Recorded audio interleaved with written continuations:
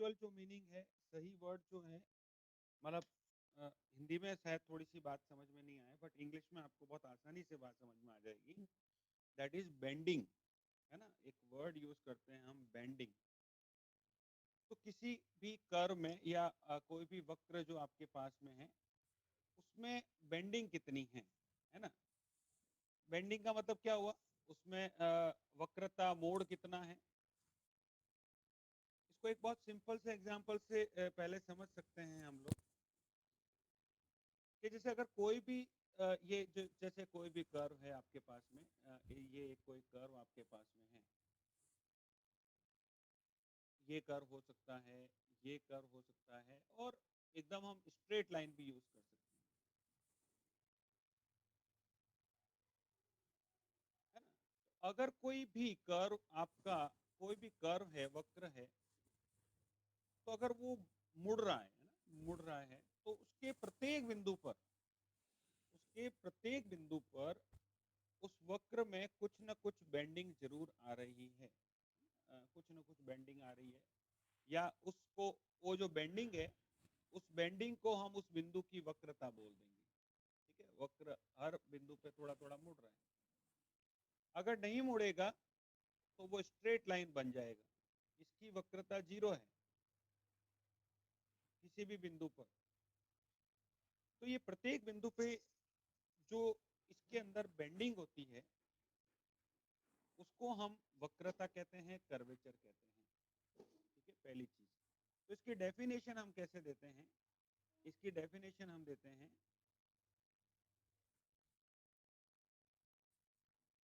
The measure of bending,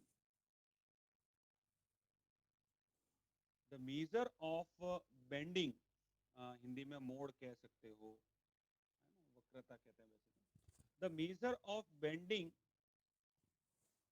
at a point on the curve, on the curve,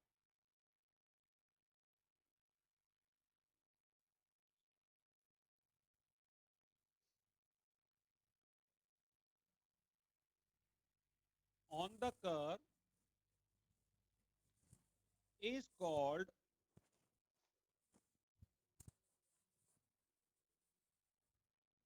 curvature at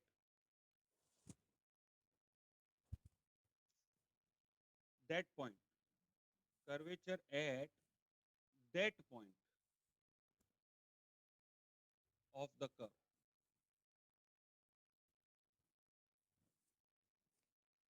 okay, तो आपको जो word याद रखना है वो है बेंडिंग का। ठीक है, तो ये वर्ड आपको जो है वो ध्यान रखना है।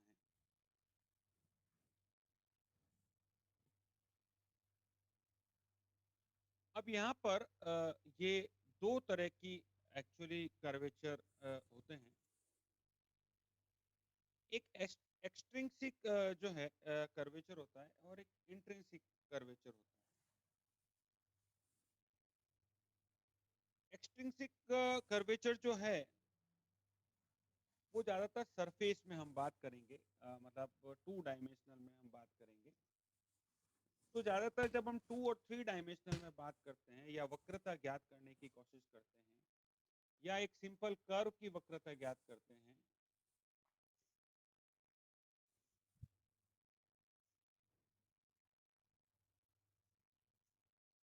सॉरी, रेडियस ऑफ कर्वेचर ये नहीं कहलाता है।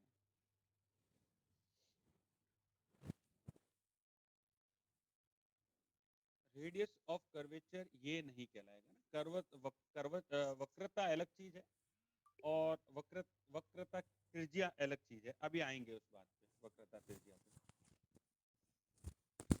ओके, और जो न्यू भी लिख, ये मैं बोल दूं कि कहाँ से स्टार्ट करना है, मतलब आज आप बैठे हो वहीं से स्टार्ट करो, उसी चैप्टर को समझने की कोशिश करो। पीछे का कुछ भी काम में नहीं आता है, आता है मतलब जो आप पढ़ के आए हो 12th में वही काम आएगा। ऐसा नहीं है कि अभी छूट गया उसका बहुत ज़्यादा होने वाला है। तो मेरा कहना है,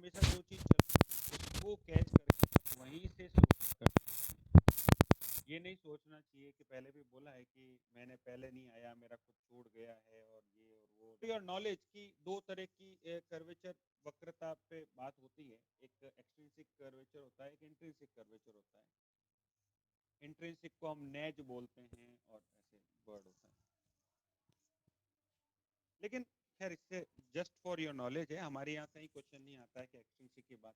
इंट्रिंसिक मतलब आगे भी जैसे हम आगे जाते हैं, एक हमारा टॉपिक आता है एक टेंसर का, जो कि एन डायमेंशनल में काम मतलब कैसे कैलकुलेशन होगी, तो वहां पे भी वापस एक टॉपिक आएगा कर्वेचर।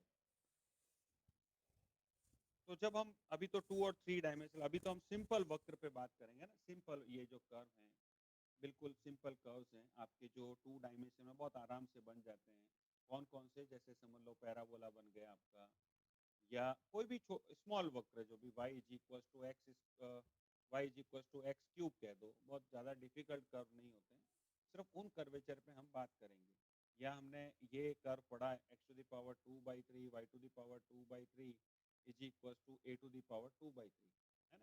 ये वक्र हम पढ़ चुके हैं और मैंने आपको इसके बारे में बताया भी था कि इसको हम एस्ट्रॉयड बोलते हैं। जैसे ये पैराबोला हो गया आपके पास में, ये क्यूबिक जो है पैराबोला हो गया, ये एस्ट्रॉयड हो गया आपके पास में।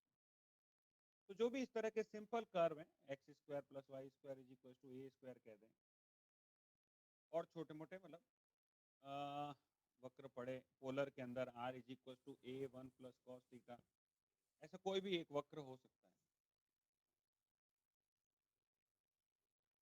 तो वर्ड आपको जो याद रखना है वो है bending in a curve at a point. Okay, ज़्यादातर स्टूडेंट मिस कर जाते हैं, और बहुत सारे अगर इंटरव्यू भी देने जाओगे तो कई बार पूछ लेते हैं, क्योंकि अब जो भी इंटरव्यूज में कभी आप फर्स्ट ग्रेड सेकंड ग्रेड, अब तो इंटरव्यू कम हो गए हैं या कहीं पे भी जाते हैं, तो आपको छोटे छोटे पार्ट ही पूछते हैं, कोई बहुत बड़ी बात नहीं पूछते हैं कि आप ये सॉल्व करके दिखाओ। ऐसा नहीं होता है, बहुत छोटी चीज़। अच्छा, what do you mean by curvature, है ना। ये what do you mean by implicit function, जैसे अभी मैंने पिछले जिक्र किया था। तो छोटी छोटी बात है। ओके, आगे बढ़ते हैं। तो कर्वेचर की बात हो रही है, बेंडिंग पता करनी है एक बिंदु पर, लेकिन कैसे पता करें, है ना। इस पॉइंट पे बेंडिंग कैसे पता करें। तो पॉइंट पे बेंडिंग पता करने के लिए एक्चुअली इसके नेबरहुड में एक पॉइंट ले लिया जाएगा, राइट। और जो है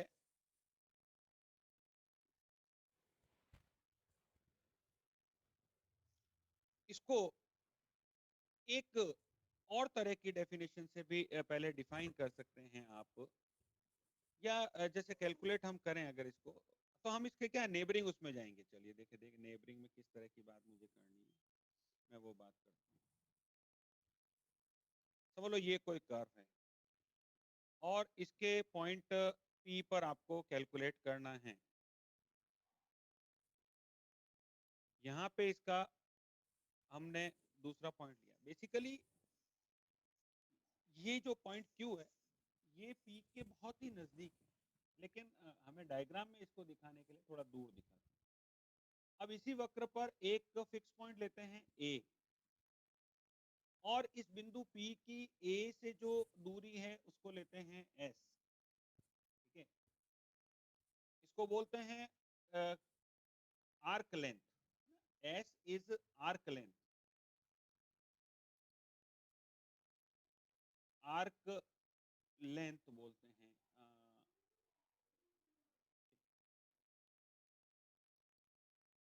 तो हम क्या करते हैं, कर्व के ऊपर ही एक बिंदु ले लेते हैं A।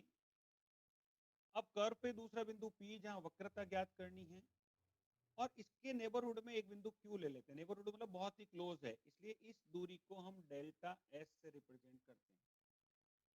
छोटी दूरी है डेल्टा S, लेकिन डायग्राम में दूर दिखा रहे हैं, बहुत क्लोज है वैसे। मतलब आप समझ लो इतने क्लोज है, यहाँ पे दो बिंदु बना रहा हूँ, इतने क्लोज है।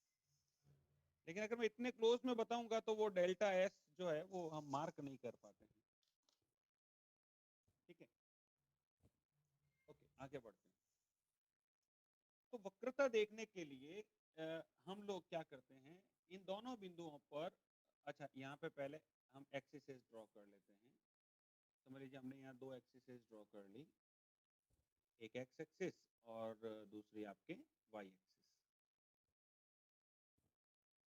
ठीक है। इस तरह से एक्स एक्सिस और वाई एक्सिस हम ड्रॉ कर लेते हैं।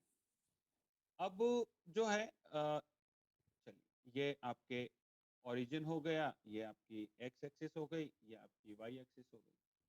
अब इस पॉइंट पे हम टेंजेंट ड्रॉ करते हैं, टेंजेंट ड्रॉ करते हैं। इस पॉइंट पे अगर मैं एक टेंजेंट ड्रॉ करूंगा,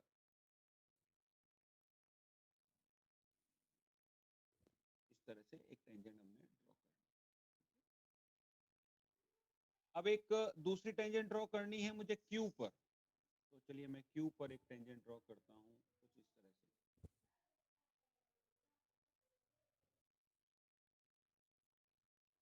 ठीक है।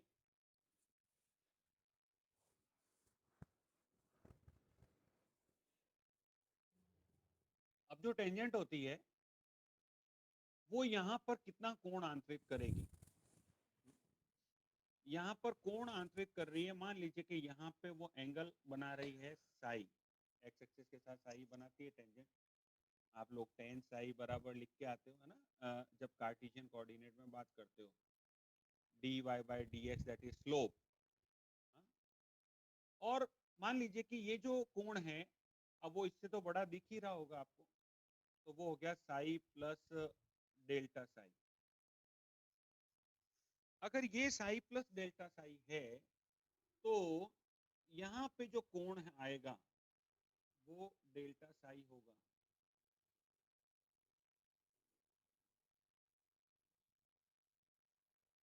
आई होप आपको क्लियर होगा कि ये डेल्टा साई कैसे हो रहा है। ओके, तो आर्क मतलब पॉइंट पी से पॉइंट क्यू तक ये जो आर्क है आपके पास, जो चाप है, आर्क को हम चाप बोलते हैं, चाप लेंथ है ना, ये चाप दूरी है, चाप ये दूरी आ गई आपके पास में। हाँ क्या चीज नहीं, नो सर, मतलब ये डेल साई कैसे आया, ये नहीं आया समझ में?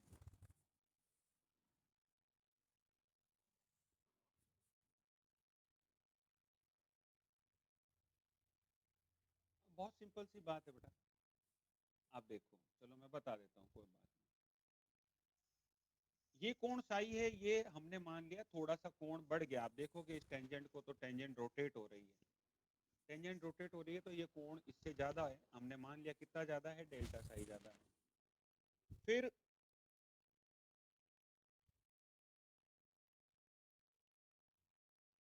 हाँ बिल्कुल ठीक है, ठीक है। ये डेल्टा साई है तो ये भी डेल्टा साई होगा, अगर इसको डेल्टा साई है तो इन दोनों का सम इसके बराबर है, तो ये कहना वर्टिकली अपोजिट है, ऐसे भी कह सकते हो आप इसको। और नहीं तो आप यहाँ पे एक लाइन ड्रॉ कर सकते हो, बिल्कुल जो अभी एक जिसने रिप्लाई किया स्टूडेंट वो भी ठीक है, ये डेल्टा साई है, ये भी डेल्टा साई होगा, और इन दोनों का सम ये वाला है, ठीक है। और दूसरी बार आपको अगर यहाँ समझना हो तो आप ऐसे भी कर सकते हो, यहाँ एक लाइन खींचिए इसके पैरेलल, अब ये कोण साई है तो ये बचा हुआ कोण साई प्लस डेल्टा साई होगा, क्योंकि टोटल कोण तो ये है। तो बहुत छोटी सी बात, no it is not necessary, tangent at P always passes through origin. यहाँ पे कहाँ ओरिजिन से पास हो रहा है, ओरिजिन से पहले ही टकरा गई है, ये ओरिजिन से पहले ही एक्सिस पे टकरा गई है, और उल्टा हम इसको नाम देते हैं टी और इसको नाम देते हैं एम, कभी ओरिजिन से पास नहीं हो रही। ओके आगे बढ़ते हैं। तो जो आर्क है पी से क्यू, अगर पी से क्यू तक अगर हम जाएंगे तो जो कोण में चेंज आएगा, टोटल एंगल में जो चेंज आएगा that is del psi. Okay, तो कर्वेचर जो है, तो देखिए बेंडिंग है ना, हम यहाँ पे इस तरह से बोलेंगे, बेंडिंग इन आर्क पी क्यू है, टोटल बेंडिंग बोल दो, total bending in arc P Q is delta Sai, means अगर पी से क्यू तक जाएंगे तो कोण इतना परिवर्तन होगा। अब टोटल बेंडिंग को ही हम टोटल कर्वेचर भी बोल देते हैं, पूरे कर्व के ऊपर जो बेंडिंग आएगी वो ये रहेगी। ओके, क्योंकि इसकी साइड ये डेल एस है, तो इस पूरे आर्क पे एवरेज बेंडिंग जो होगी या एवरेज कर्वेचर जो होगा, एवरेज औसत कर्वेचर है, average curvature on arc P Q, arc P Q पे जो औसत कर्वेचर होगा वो del psi upon del s हो जाएगा, औसत कर्वेचर है। ठीक है, आई होप कोई दिक्कत नहीं होगी।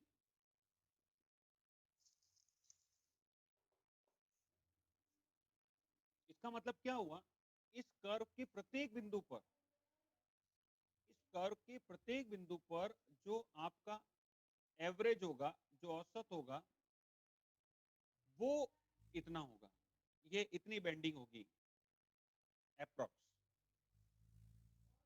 तो कर्वेचर एट पी, पी जो बात होगी, सो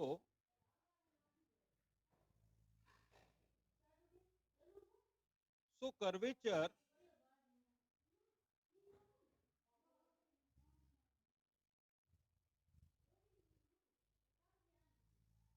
eight P, curvature at P के लिए क्या होगा, लिमिट लग जाएगी, limit when Q tends to P, है ना, यही रहेगी del psi by del S, del psi by del S.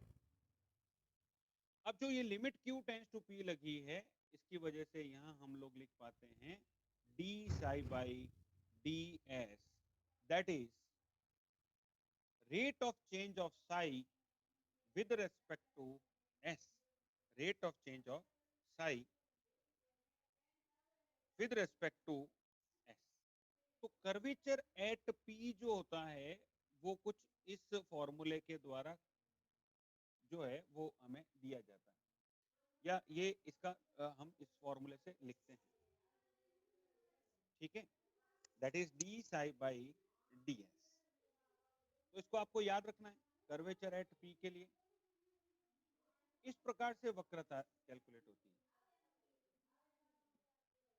देखिए मैं वापस बता देता हूँ आपको, जब इसके पहले चीज तो हमने टोटल चेंज देखा कि अगर पार्टिकल या जो टेंजेंट में बदलाव है कोण में, अगर हम P से Q तक जाते हैं तो जो टोटल एंगल में चेंज आएगा दैट इज डेल साइन। कहने का मतलब जो टेंजेंट है वो इतनी मुड़ेगी, इतनी इतने एंगल से मुड़ जाएगी, इतनी बेंडिंग आ जाएगी। ओके, ये तो टोटल बेंडिंग है। अब अगर हम इस पूरे पाथ की एवरेज बेंडिंग निकालना चाहते हैं, इस पाथ की एवरेज बेंडिंग की बात करें औसत, क्योंकि ये दूरी के सापेक्ष बात हो रही है, इसलिए हमने डेल्टा एस से डिवाइड कर देते हैं। तो जब हम इसको डेल्टा एस से डिवाइड कर देते हैं तो हमें जो ये अनुपात मिलता है, जो रेशियो मिलता है, वो हमें क्या देता है, average curvature at each point of the arc P Q. तो अब हमें इसके प्रत्येक बिंदु पे पता है, लेकिन हमें तो कहाँ पता करना है, पी पे पता करना है। तो पी पे पता करने का मतलब लिमिटिंग पोजीशन होगी, मीन्स जैसे जैसे क्यू पी की तरफ टेंड्स करेगा, क्यू टेंड्स टू पी, है ना, और नजदीक लेंगे और छोटा लेंगे, जैसे हम लोग कई बार लिमिट वगैरह में आप पढ़ के आते हो, when Q tends to P this ratio will become d psi by D S,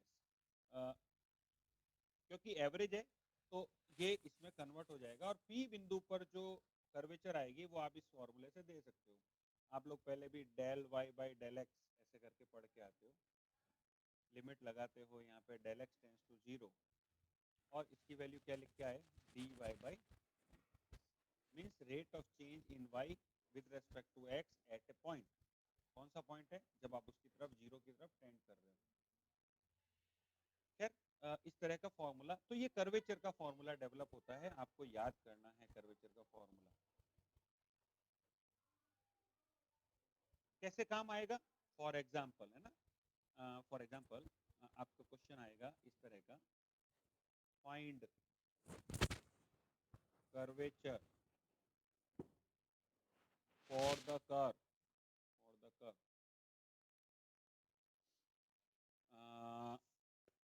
S is equal to c tan psi, ऐसे लिख देते हैं, s is equal to c tan Sai.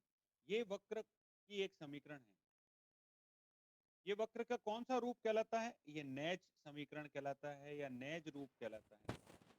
नैज रूप का मतलब क्या है? जो एस और साई में रिलेशन दे। बेसिकली ये एक संबंध है ना, रिलेशन है, किसमें? एस और साई में। अब आपको क्या चाहिए? D psi by D S चाहिए, तो आप D psi by D S निकाल लीजिए।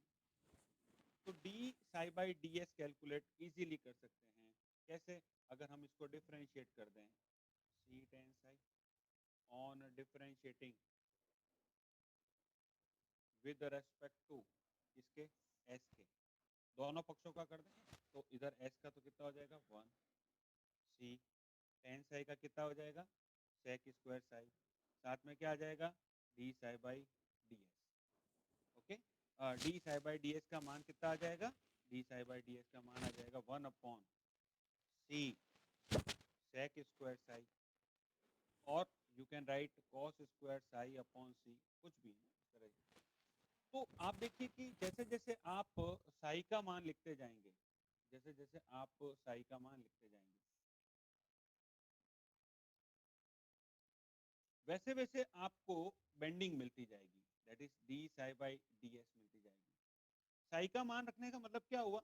अब साई क्या है? साई जैसे बिंदु P पर, जैसे बिंदु P पर साई का मान 30 डिग्री होगा, तो वो बिंदु P है। थोड़ा आगे किसी बिंदु पे चलेंगे, वहां पे साई का मान समझ लो बदल जाएगा, 45 हो जाएगा, तो वो उस बिंदु के लिए आ जाएगा। और आगे चलेंगे तो और आपके चेंज आता रहेगा। तो कहने का मतलब जैसे जैसे साई का मान रखोगे, तो अगर एक वक्र के लिए हमने इस तरह का फॉर्मूला निकाल के रख लिया, अब आप उसके किसी भी बिंदु पर बेंडिंग कैलकुलेट कर सकते हैं। ठीक है, तो ये रिलेशन दे देता है। कहाँ यूज होता है? आप जैसे पहाड़ों में, मतलब मैं जस्ट अपने प्रैक्टिकल लाइफ में अगर बात करूँ, बाकी तो बहुत जगह यूज आता है, प्रैक्टिकल लाइफ में बात करूँ तो रोड्स आपकी बनती हैं। जो रोड्स हैं वो कर्व्ड आती हैं आपके पास में, तो उसका जो मोड़ कितना होगा, है ना, वो कितनी बेंडिंग होगी किसी जगह पर, तो उसके लिए आप लोगों ने कई बार मीजर करते हुए देखा होगा। तो वो एक बिंदु से पहले मीजर करते हैं, ठीक है, पहले एक बिंदु पर लेके कोई एक पॉइंट को मार्क करते हैं, फिर वो दूसरे बिंदु पे जाते हैं और वहां मार्किंग करते हैं। तो बेसिकली उन्होंने क्या किया? बेसिकली उन्होंने दो पॉइंट चुने, एक P और एक Q, और वहां से क्या किया? वहां से कुछ नहीं किया, एक स्ट्रेट लाइन ड्रॉ करते हैं। बेसिकली स्ट्रेट लाइन कैसे ड्रॉ करते हैं? वो उनका जो भी इक्विपमेंट से कोई रे वगैरह आती है या जो मार्किंग होती है उसकी वो मार्किंग कर लेते हैं, और जब एक बिंदु और दूसरे बिंदु के ऊपर जब मार्किंग कर रहे हैं तो वो टेंजेंट में डिफरेंस आ गया, तो एंगल मिल गया, बस उनको उस बिंदु का एंगल मिल गया। वो एंगल जो है वो रख देंगे या और भी दूसरे तरह की कैलकुलेशन थोड़ी बहुत करके और फिर बेंडिंग निकाल लेंगे।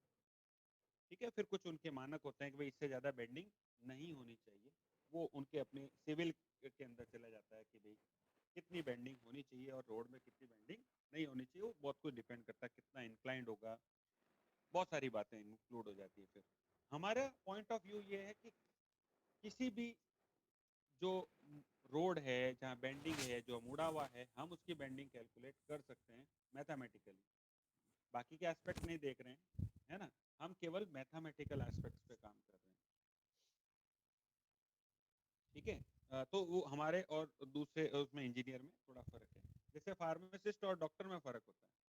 हम डॉक्टर फार्मासिस्ट के पास गए, मेरा जैसे मैं जस्ट बता रहा हूँ कि हमने कहा कि भाई हमें बुखार आ रहा है, तो वो सिर्फ ये सोचेगा बुखार आ रहा है, तो वो आपको बुखार की गोली दे देगा। लेकिन आप डॉक्टर के पास जाओगे तो वो उसके दूसरे एस्पेक्ट सोचेगा, क्यों आ रहा है, क्या हुआ, क्या नहीं हुआ। तो ये एक फार्मासिस्ट में और एक डॉक्टर में फ़र्क है। फार्मासिस्ट इतनी बात नहीं सोचेगा, हम भी इतनी बात नहीं सोचेंगे, हमें सिर्फ मैथमेटिकल बेंडिंग देनी है, हम दे देंगे। अब वो इंक्लिनेशन कितना होगा, वहाँ फ्रिक्शन कितना जनरेट होगा, ये काम सिविल इंजीनियर करते हैं। ठीक है, ये जस्ट आपको मैं कनेक्ट कर रहा हूँ इस टॉपिक को डे टू डे लाइफ में कहाँ यूज़ आता है, और भी जगह बहुत काम आ जाएगा। खैर आगे बढ़ते हैं। जैसे कि आप जो है कोई चीज़ आप प्रोजेक्टाइल मोशन में जाएंगे तो कितनी बेंडिंग आएगी और वगैरह वगैरह। अभी हम सिर्फ ये सीख रहे हैं कि इसकी कैलकुलेशन की कैसे जाती है, एप्लीकेशन बाद में आएगी। तो यहाँ बीएससी में क्या सीखना है कि हाँ, अगर कोई वक्र दिया हुआ है और अगर किसी बिंदु पर और काम आएगी, अभी डायनामिक्स में आप नेक्स्ट ईयर जाओगे, डायनामिक्स आ जाएगी। डायनामिक्स क्या करती है, पार्टिकल के गति के मोशन की बात करती है। तो वो वक्र पे जब मोशन कर रहा है तो हमें वहां पे जिक्र आता है इसका, रेडियस ऑफ कर्वेचर का, जो कि कर्वेचर का रेसिप्रोकल होता है। कर्वेचर का क्या होता है, रेसिप्रोकल होता है। ठीक है, तो देखिए अगर एक स्ट्रेट लाइन है तो स्ट्रेट लाइन के तो है ही नहीं, कोई कोई बेंडिंग है ही नहीं, तो इसके प्रत्येक बिंदु पे कर्वेचर कितना हो जाएगा, 0। इसके प्रत्येक बिंदु पर कर्वेचर कितना हो जाएगा, स्ट्रेट लाइन के 0 हो जाएगा, है ही नहीं, बेंडिंग ही नहीं है। आ रही बात समझ में?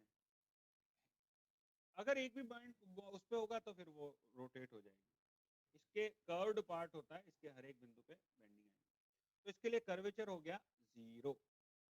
अब आएंगे रेडियस ऑफ कर्वेचर पे बात, ठीक है। अभी इस तो पहली चीज ये फॉर्मूला याद होना चाहिए, curvature D psi by D S होता है। आगे बढ़ते हैं, रेडियस ऑफ कर्वेचर पे हम बात करेंगे। रेडियस ऑफ कर्वेचर और कर्वेचर में किस प्रकार से रिलेशन होता है, वैसे तो हम इसको डायरेक्ट भी बोल देते हैं, बट हम इसको यहाँ पे प्रूव भी कर सकते हैं। देखिए कैसे हम बात करें। तो आई होप कर्वेचर की बात समझ में आ गई होगी। What is meaning bye curvature, that is bending in a curve at a point. Curve के किसी भी बिंदु पर जितनी भी वक्रता होगी, जो बेंडिंग होगी, दैट इज कॉल्ड कर्वेचर। अब आता है radius of curvature at a point in a circle. Actually बात करते हैं, आपको थोड़ा सा इस डायग्राम में बताता हूँ।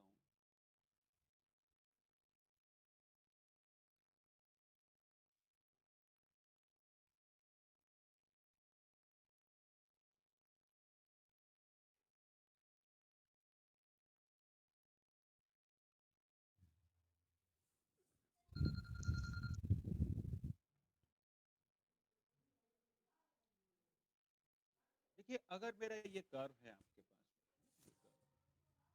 ये कोई बिंदु P है, इसके ऊपर यहाँ आपने एक टेंजेंट ड्रॉ करी, ठीक है, यहाँ एक टेंजेंट ड्रॉ करी,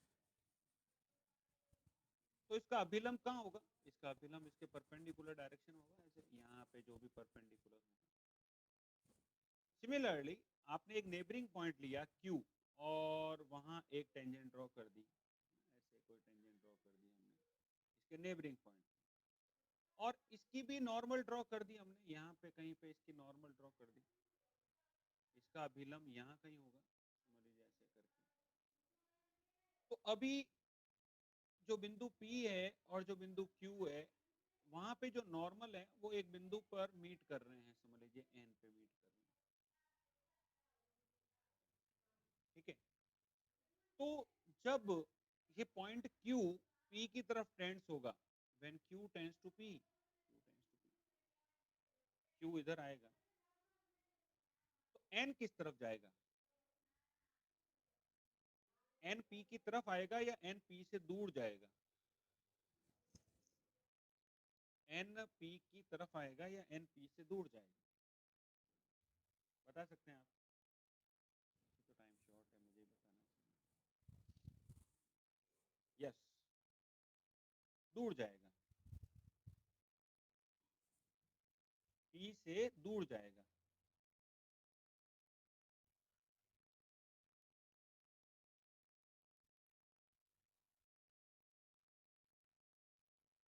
देखिए आप बिल्कुल सिंपल है, आप दो जैसे समझ लो आपने दो, आप ऐसे दो लकड़ियां लीजिए और दोनों को ऐसे क्रॉस करके खड़े हैं, ठीक है, और वो पहले यहाँ मीट कर रही है, आपके हाथ में दो, जैसे समझ लो कि आपके गरबा के अंदर दो डंडियां हैं, जैसे है ना, दो डंडियां होती है आपके पास में गरबा खेलते समय, और वो क्रॉस है। अब आप एक हाथ को पास लाओगे तो उनका जो पॉइंट ऑफ कांटेक्ट है दैट विल मूव, है ना, अबोव द, या जो है फार फ्रॉम P, तो कहीं जाएगा। मान लेते हैं कि जब ये इसकी तरफ जाएगा तो ये किसी बिंदु C पर जाके मिलेगा, ठीक है।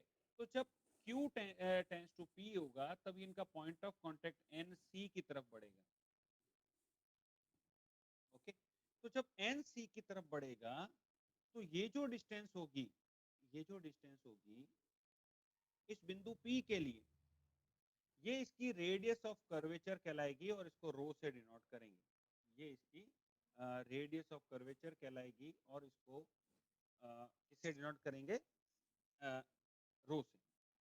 और ये जो बिंदु C है, इसको यहाँ पर सर्किल ऑफ कर्वेचर बोलते हैं। अगर हम यहाँ एक सर्किल ड्रॉ करें, देखो यहाँ इस बिंदु पर है ना, ये यहाँ एक सर्किल ड्रॉ करते हैं, यहाँ पर एक सर्किल ड्रॉ करते हैं, क्या लेकर?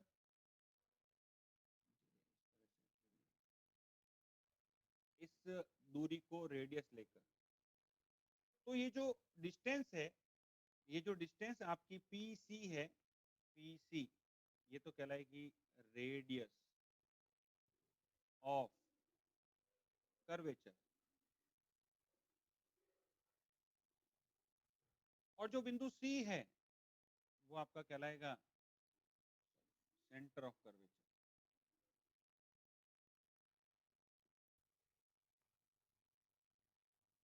C is called center of curvature, and circle with C as center and PC as radius is called circle of curvature, circle of curvature at P, सब जगह नहीं है, at P, केवल P बिंदु का सर्किल ऑफ कर्वेचर, क्योंकि हर बिंदु की रेडियस ऑफ कर्वेचर अलग अलग होगी। तो जब रेडियस ऑफ कर्वेचर हर बिंदु की अलग होगी, तो सर्किल भी अलग होंगे। जैसे अगर समझ लो मैं बिंदु Q पे जाऊं, तो उसकी अपनी रेडियस ऑफ कर्वेचर होगी और उसका अपना एक सर्किल ऑफ कर्वेचर होगा। तो हर पॉइंट के लिए अलग अलग रेडियस ऑफ कर्वेचर होगी, क्योंकि बेंडिंग अलग होगी। रेडियस ऑफ कर्वेचर क्यों अलग होगी? क्योंकि हर बिंदु की अपनी बेंडिंग होगी। अगर सभी बिंदुओं की बेंडिंग समान हो, अगर सभी बिंदुओं की बेंडिंग अगर समान हो, तो definitely you will get a circle, definitely you will get a circle. क्योंकि जो वृत्त होता है, वृत्त के प्रत्येक बिंदु के ऊपर जो बेंडिंग होती है, वो समान होती है ये सर्किल की। इसलिए ये बराबर कोण से मुड़ता जाएगा और यहाँ पे स्पर्श रेखाएं जो है ना, वो इक्वल उस पे आती जाएंगी, है ना, बेंडिंग जो है वो इक्वल आती जाएगी यहाँ पे, ऐसे इस तरह से यहाँ से चलती रहेंगी। ये थोड़ा सा इधर बना दे।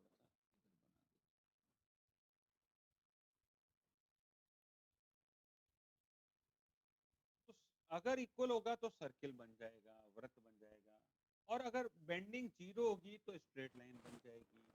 एक और कर्व है जिसके अंदर प्रत्येक बिंदु पे बेंडिंग बराबर होती है, और मैंने शायद आप लोगों को बताया था, इक्वी एंगुलर स्पाइरल।